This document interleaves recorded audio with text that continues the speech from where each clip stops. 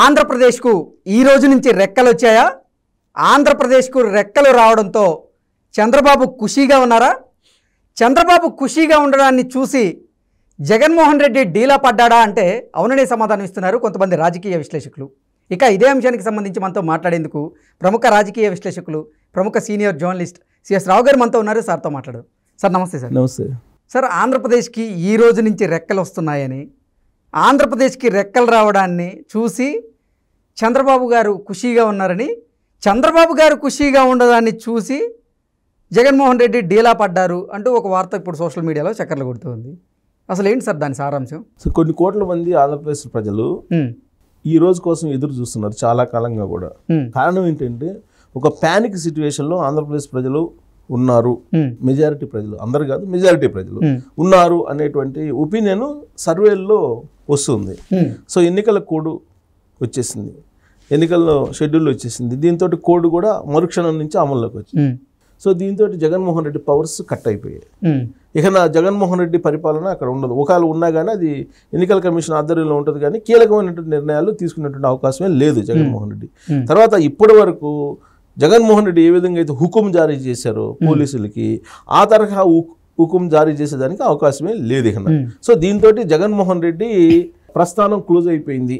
Okay, ఆయన జమానా ముగిసిపోయింది, నయా జమానా ముగిసిపోయింది అని చెప్పి భావించడానికి అవకాశం ఉంది.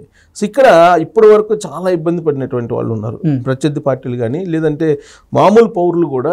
ఎక్కడ ఏం చేస్తారో, ఎక్కడ ఏం మాట్లాడితే ఏమవుతుందో, ఒకవేళ ప్రభుత్వానికి సంబంధించి ఏదైనా మాట్లాడితే వాలంటీర్లు గమనించి పథకాలు ఏమైనా కట్ చేస్తారేమో, సంక్షేమ పథకాలు, ఇలాంటి భయాలు ఉన్నాయి చాలా. సో దానికి ఉదాహరణ నేను కూడా కొన్ని చెప్తాను. ఈ మధ్య నేను ట్రావెల్ అవుతున్నప్పుడు నాకు ఎదురైనటువంటి కొన్ని సంఘటనలు నేను చెప్తా. నేను ట్రైన్లో వెళ్తున్నప్పుడు నా సీట్లో, అంటే నా పక్క బెర్త్లో ఒక భార్యాభర్తలు ఎక్కారు. ఆయన రిటైర్డ్ తెలుగు పండిట్, ఆయన భార్య గృహిణి, ఇద్దరు ట్రావెల్ చేస్తున్నారు. కొద్దిసేపటికి ఆయన నన్ను పలకరించారు. సార్ మీరు ఏంటి, ఏం చేస్తుంటారు? నేను సో అండ్ సో అని చెప్పి ఆయన ఇంట్రొడ్యూస్ చేసుకున్నారు. ఆయన ఒక ప్రవచనకర్తగా మారే రిటైర్ అయిన తర్వాత వెంకటగిరి అని చెప్పారు ఊరు కూడా. సరే మాట్లాడుతూ సార్ నా వీడియోలు చూడండి, నా ప్రవచనాలు చూడండి అని చెప్పి, బాగున్నాయండి, చాలా బాగున్నాయి అని చెప్పి అలా మాట్లాడుకుంటున్న సమయంలో, సార్ మీరు ఎక్కడి నుంచి వస్తున్నారు అని అడిగాను. నేను హైదరాబాద్ నుంచి వస్తున్నాం మేము అని చెప్పాను. హైదరాబాద్ మీరు అదృష్టవంతులండి అన్నాడు. ఏంటి సడన్గా అదృష్టవంతులని, ఏమైందన్న? ఏముంది సార్, మాకు ఏపీలో ఉన్న భయం వేస్తుంది సార్, ఎప్పుడేమవుతుందో తెలియని పరిస్థితిలో ఉన్నాను సార్ అన్నాడు. ఏమైందండి అన్న. ఏమైంది సార్, నేను రిటైర్డ్ పండిట్ని, తెలుగు పండిట్ని, ఇంతవరకు పెన్షన్ రాలేదు సార్, ఇవాళ డేటు 28, ఇంతవరకు రాలేదు సార్, నాకు ఏం చెప్పమంటారు సార్ నా బాధలో అని చెప్పేసి ఆయన మొదలుపెట్టంగానే పక్క కూపీలో ఉన్నాడు ఇంకొక అతను వచ్చాడు, అనంతపురం అంటే అతను కూడా ఆ ట్రైన్లో ట్రావెల్ చేస్తుంది. అతను ఈయన్ని ఏ ఊరు ఏంటని ఆయన అడిగితే ఈయన భయపడ్డాడు. ఒకవేళ వైసీపీ సానుభూతి పడేమో, వచ్చి నా మీద గొడవ వేసుకుంటానికి వచ్చాడేమో అని చెప్పి ఈయన అనుకున్నాడు. ఈయన అనుకుని మీరు ఎక్కడికి వెళ్తున్నారు ఏంటంటే ఈయన ఏదో చెప్పాడు, నేను అనంతపురం వెళ్తున్నాను, మ్యారేజ్కి వెళ్తున్నాము మేము ఇద్దరము, అది ఇది అని చెప్పి వాళ్ళ భార్య భర్తలు ఇద్దరు వెళ్తున్నారు అంటే ఏ కళ్యాణ్కి వెళ్తున్నారు ఇట్ట అడిగాడు. అతను అడిగేటప్పటికి అతను అది అడిగే తీరుని చూసి భయపడిపోయాడు. ఈయన ఏమన్నా వైసీపీ సానుభూతి పడ్డా లేకపోతే కార్యకర్త ఏంటో అర్థం కాని పరిస్థితిలో అని చెప్తే, సార్ మీరు బాగా చెప్పారు, నేను ఇరిగేషన్ శాఖలో ఎంప్లాయీని అని చెప్పి మొబైల్ చూపించి, చూడండి సార్ 511 రూపాయలు ఉన్నాయి నా దగ్గర, ఇప్పటివరకు శాలరీ పడలేదు సార్, నాకు శాలరీ కోసం వెయిట్ చేస్తున్నాను, ఇలాంటి పరిస్థితి ఎప్పుడు లేదు సార్ ఆంధ్రప్రదేశ్లో అని చెప్పి చెప్పారు. అంత ఆయన మొత్తం ట్రావెల్ మొత్తం ఆయన ఇది జగన్మోహన్ రెడ్డి పాలన గురించి చెప్తూ ఉన్నాడు. చెప్తున్న సందర్భంగా ఆయన ఏమన్నారు, ఒక మాట అన్నాడు, మీరేం చేస్తుంటారు సార్ అప్పుడు అడిగాడు నన్ను. నేను మామూలుగా సో డిజిటల్ దాంట్లో చేస్తుంటాను అంటే, సార్ ఇప్పుడు దాకా మాట్లాడి రికార్డ్ చేయలేదు కదా సార్ అని అన్నాడు. చేయలేదు ఏంటి, ఎందుకు అంత భయం? ఎందుకంటే భయం ఏంటి సార్, తీసుకెళ్ళి మొత్తం బాధ్యతలు పడేస్తుంటారు సార్, పోలీస్ స్టేషన్లో పడేసి కేసు ఉండదు పోండు సార్, ఇంట్లోకి వచ్చేస్తారు, స్టేషన్లో తీసుకెళ్తే కొడతారు సార్, బ్రహ్మానందం లాగా సినిమాల్లో కొట్టించుకొని బయటకు వస్తే అలాంటి పొజిషన్ సార్ మాది అని చెప్పి అతను ఒక సినిమా కూడా ఉదాహరణ చెప్పాడు. ఈలోపు ఆవిడ ఉన్నారు కదా తెలుగు పండిట్ భార్య, ఆవిడ అందుకొని సార్ ఏం మాట్లాడినా కానీ ఇళ్లలో మాట్లాడుకున్నా కానీ వాలంటీర్లు వచ్చి తీసుకెళ్ళిపోతున్నారు సార్, ఎటో వ్యతిరేకంగా మాట్లాడితే తన అభిప్రాయాలు చెప్పుకోవడానికి లేదండి, మా వ్యక్తిగత అభిప్రాయాలు చెప్పుకోవడానికి కూడా స్వేచ్ఛ లేని పరిస్థితుల్లో మేము బతుకుతున్నామని చెప్పి ఆవిడ చెప్పారు. సో ఇవన్నీ ఉన్న తర్వాత ఎంత ప్యానిక్ సిచ్యువేషన్ ఉంది ఆంధ్రప్రదేశ్లో అనేది నాకు అర్థమైంది. సో అందుకే ఇవాళ ఎన్నికల కోడ్ వచ్చింది కాబట్టి ఇంకా జగన్మోహన్ రెడ్డికి సంబంధించినటువంటి ఆధిపత్యం, ఆయన పెత్తనం ఏం ఉండదు కాబట్టి ఏపీకి రెక్కలు వచ్చినాయి. ఇక నుంచి అందరూ ఫోన్ ట్యాపింగ్లు ఉండవు, అక్కడ ఆల్రెడీ ఫోన్ ట్యాపింగ్లు చేస్తున్నారని చెప్పి వినిపిస్తుంది.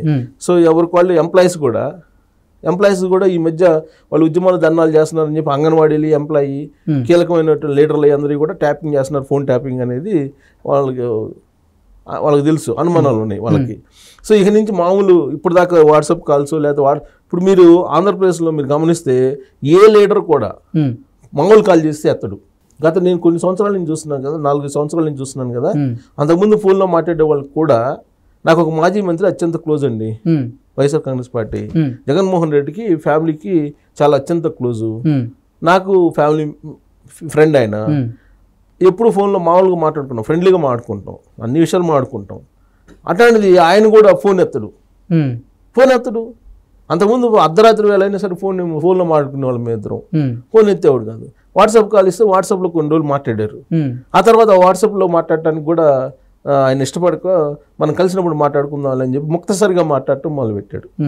ఓ మాజీ మంత్రి, ఎప్పటి నుంచో మాకు 2001 నుంచి పరిచయాలు, అంత క్లోజ్గా మాట్లాడుకునే వాళ్ళము, కుటుంబ విషయాలు కూడా మాట్లాడుకునే అంత క్లోజ్ ఉండే ఆ మాజీ మంత్రి నాతో కూడా ఫ్రీగా మాట్లాడలేని పరిస్థితికి వచ్చాడంటే ఏ స్థాయిలో జగన్మోహన్ రెడ్డి ఏ విధంగా పరిపాలన చేశాడు, ప్యానిక్ సిచ్యువేషన్ ఏ విధంగా ఉందనేది అర్థమవుతుంది కదా. సో ఇలాంటి సిచ్యువేషన్లో ఇవాళ ఎన్నికల కోడ్ వచ్చిందంటే జగన్మోహన్ రెడ్డి పవర్ కట్ అయింది అని చెప్పి చెప్పొచ్చు. ఇక నుంచి ఆయన ముఖ్యమంత్రి ఉన్నా అది ఆయన ఆపద్ధర్మ ముఖ్యమంత్రిగా చూస్తారు తప్పితే ఆయన్నేమి ఇప్పుడు ప్రత్యేకంగా ముఖ్యమంత్రి అని చెప్పి పిలుస్తారు తప్పితే డిజిగ్నేషన్ ఆయనకేం పవర్స్ ఏమి ఉండవు. మొత్తం టోటల్ యంత్రాంగం మొత్తం కూడా ఇప్పుడు ఎన్నికల కమిషన్ ఆధ్వర్యంలోకి వెళ్ళిపోయింది. సో దీంతో ఇప్పుడు ఒకవేళ యంత్రాంగం కనుక జగన్మోహన్ రెడ్డి మాట వింటే కనుక ఇమీడియట్గా కంప్లైంట్ చేస్తే ఆధారాలతో ఎన్నికల కమిషనర్కి వీళ్ళు ఉద్యోగాలు పోతాయి. ఇప్పుడు దాకా ఎవరైతే ప్రైవేట్ సైన్యంగా వ్యవహరించారో జగన్మోహన్ రెడ్డికి, ఆయన ఏం చెప్తే అది చేశారో వాళ్ళందరూ తోకలు కట్ అయిపోయింది. ఇక్కడి నుంచి ఆంధ్రప్రదేశ్ పౌరుడే రాజు, ఎన్నికలు అయిపోయి కొత్త ప్రభుత్వం ఏర్పడేదాకా పౌరుడే రాజు, స్వేచ్ఛ, ఒకేసారి స్వేచ్ఛ ఇచ్చినట్టు బానిస సంఖ్యలు తెంపుకున్నటువంటి ఫీలింగ్ తోటి సంబరాలు చేసుకుంటున్నారు ఆంధ్రప్రదేశ్లో. ఎలక్షన్ ఫలితాలు రాకుండానే ఎన్నికల కోడ్ వచ్చినందుకే సంబరాలు చేసుకుంటున్నటువంటి పరిస్థితి అక్కడ కనిపిస్తుంది. సో అందుకే ఇది ఒక హ్యాపీ డే ఎవరికి, అక్కడ ప్రజలకి, ఎస్పెషల్లీ తెలుగుదేశం పార్టీ వాళ్ళకి, అందులోనూ చంద్రబాబు నాయుడుకి ఇది ఒక పెద్ద హ్యాపీ డే. ఏంటి చంద్రబాబు గారు ఖుషీగా ఉందని చూసి జగన్మోహన్ రెడ్డి డేలా పడిపోయారు? సహజం, అంతే కదా. సహజంగా ఏంటి, ఆయన ఇప్పటి వరకు అనేక కేసులు పెట్టారు, ఒక్క ఆధారం కూడా తీసుకురాలి ఇప్పటి వరకు. రీసెంట్గా కూడా పెట్టారు కదా, అసైన్ ల్యాండ్స్ సంబంధించి ఏదో కేసు పెట్టారు. అంతకుముందు ఆయన్ని ఏ ఆధారం లేనటువంటి కేసులో పెట్టేసి స్కిల్ డెవలప్మెంట్ కేసులో పెట్టి ఆయన 53 రోజులు జైల్లో పెట్టారు. కేసుల మీద కేసులు పెడుతుంటే ఆధారాలు లేకుండా ఎంతమందిని అరెస్ట్ చేయించారు వీళ్ళు? చాలా మందిని అరెస్ట్ చేసి మా ఊళ్ళో కూడా అరెస్ట్ చేయించారు కదా. ఇప్పుడు మొన్న గీతాంజలికి సంబంధించి లేటెస్ట్ తీసుకుంటే గీతాంజలి చనిపోవడానికి తెలుగుదేశం పార్టీ వాళ్ళకి ముడిపెట్టారు, తెలుగుదేశం పార్టీ వాళ్ళని అరెస్ట్ చేయించారు కదా. అసలు వాస్తవాలు ఏంటి అనేది ఆ లోకో పైలట్ చెప్తున్నారు. ఆ లోకో పైలట్ వాంగ్మూలం ఉంది. అక్కడ వచ్చిన ఇద్దరు ఎవరు, అసలు తెనాలి నుంచి విజయవాడ రోజు ఎందుకు వెళ్తుంది ఆవిడ అనేది తెలుసుకోవాలి కదా. తెలుగుదేశం వాళ్ళని చెప్తుంది ఆధారాలతో సహా. ఆవిడ తెలుగు మహిళా అధ్యక్షురాలుగా ఉన్న అనిత కూడా చెప్పింది, రోజు తెనాలి నుంచి విజయవాడ పోయి అక్కడ సోషల్ మీడియాలో వీడియోలు చేస్తున్నారు, ఇది వైఎస్ఆర్ కాంగ్రెస్ పార్టీకి అనుకూలంగా. ఆవిడ ఆ రోజు ఏమైందో చెప్పాలి, పోలీసులు చెప్పాలని ఆవిడ అడుగుతున్నారు, డిమాండ్ చేస్తున్నారు. కానీ ఇలాంటి పరిస్థితుల్లో అసలు వదిలిపెట్టి తెలుగుదేశం పార్టీ వాళ్ళని అరెస్ట్ చేసి తీసుకెళ్లి వాళ్ళు లోపల వేయటం జరిగింది. అలాగే రౌడీ షీట్స్ ఓపెన్ చేశారు కొన్ని చోట్ల. ఇప్పుడు పొంగనూరు ఉంది, పొంగనూరులో రౌడీ షీట్లు ఓపెన్ చేశారు. చాలామంది ఎవరైతే తెలుగుదేశం పార్టీ వాళ్ళు కీలకంగా ఉంటారో వాళ్ళందరి మీద రౌడీ షీట్లు ఓపెన్ చేశారు. రేపు ఏజెంట్లకు నుంచోడానికి లేదు, వాళ్ళు ఎలక్షన్లో కీలకంగా వ్యవహరించడానికి లేదు. బైండ్ ఓవర్లు పెడితే జనరల్గా బైండ్ ఓవర్లు పెడతారు ఎలక్షన్ టైంలో. బైండ్ ఓవర్లు పెడితే లోపల స్టేషన్లో కూర్చోవాలి. సో ఇవన్నీ చేస్తున్నారు. దాంతో ఇక నుంచి రెక్కలు వచ్చినాయి. ఎలక్షన్లు ఇంకా పూర్తి కాలేదు, ఫలితాలే రాలేదు. షెడ్యూల్ వచ్చింది, ఎలక్షన్ కోడ్ అమల్లోకి రాగానే ఒక ప్రత్యేకమైనటువంటి స్వేచ్ఛ వచ్చినటువంటి ఫీలింగ్ తోటి ఆంధ్రప్రదేశ్లో ఉంది. హ్యాపీ డే అని చాలా సెలబ్రేట్ చేసుకుంటున్నటువంటి వాళ్ళు కూడా ఉన్నారు.